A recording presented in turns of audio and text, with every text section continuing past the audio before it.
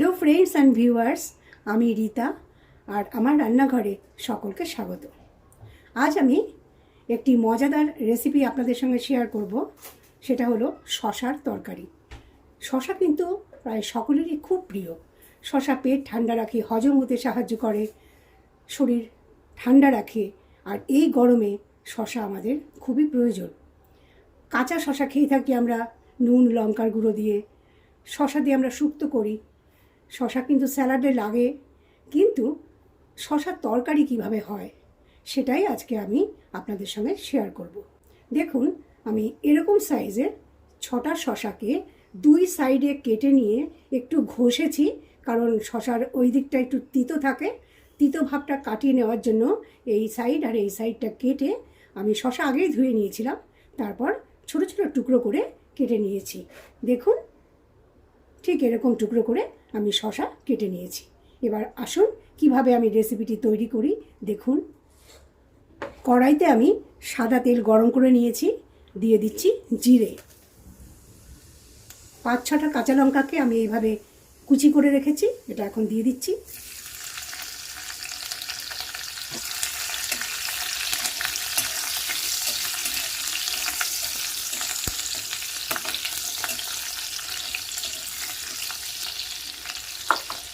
আমি দেখুন দুটো বড় পেঁয়াজকে এইভাবে কুচি করে রেখেছি, দিয়ে দিচ্ছি পেঁয়াজ।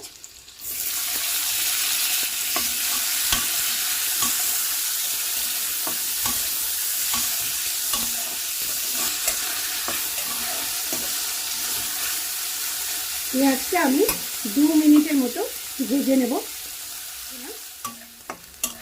ভাজা হয়ে গেছে, দিয়ে দেবো একটু আদা রসুন পেস্ট।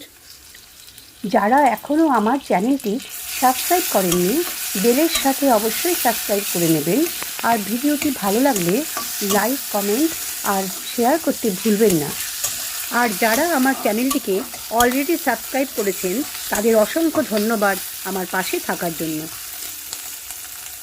দুটো ছোট টমেটো আমি এইভাবে কুচি করে রেখেছি, দিয়ে দিচ্ছি।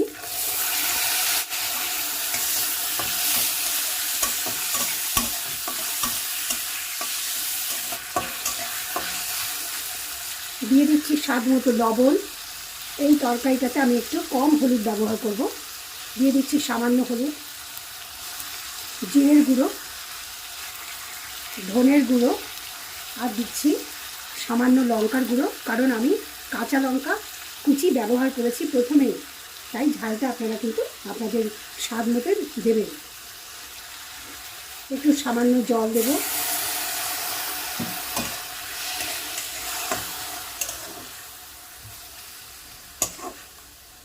এবার গ্যাসের ফ্লেমটা কমিয়ে আমি 2 মিনিটের মতো এটা রান্না করে নেব।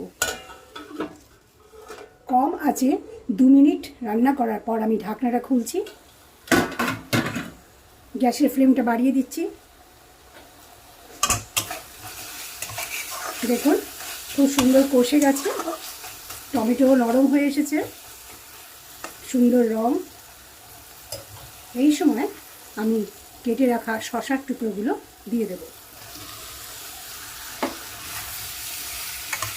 শশার টুকরোগুলোর সঙ্গে এই মশলাটা খুব সুন্দরভাবে মাখাতে হবে।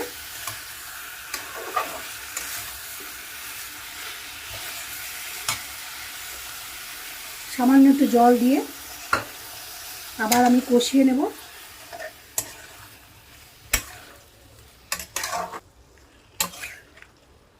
যারা কোনোদিন করেননি শশার তরকারি, তারা এই রেসিপিটি ট্রাই করবেন বন্ধুরা, অবশ্যই খুব ভালো লাগবে। যেহেতু শশা থেকে জল বেরোবে, তাই আমি এই তরকারিতে খুব সামান্য পরিমাণ জল দিচ্ছি। দেখুন, এইটুকু জল দিয়ে আমি ঢাকা দিয়ে দেব। 5 মিনিটের মতো এটা কম আছে রান্না হবে। 5 মিনিট পর আমি ঢাকনাটা খুলে আরেকটু নাড়াচাড়া করে দিয়েছিলাম। এবার আরও 5 মিনিট পর আমি ঢাকনাটা খুলছি, কারণ সেই সময় শশা ভালো করে সেদ্ধ হয়েছিল না। এখন দেখুন, শশা থেকে জল বেরিয়েছে, আর আমি সামান্য একটু জল দিয়েছিলাম, আর শশাও সেদ্ধ হয়ে গেছে। গ্যাসের ফ্লেমটা আমি বাড়িয়ে দিলাম। আর শেষ পর্যায়ে এসে আমি দেব গরম মশলা, চাট মশলা,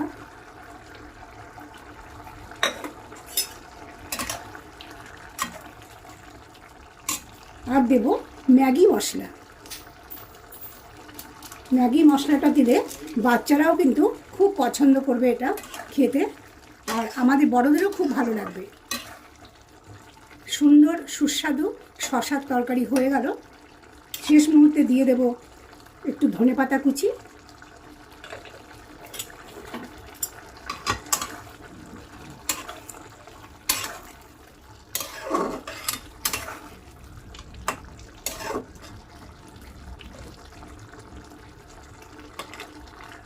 এই তরকারিটা এরকম একটু মাখামাখাই হবে, ভাত রুটি সব কিছু দিয়ে ভালো লাগবে।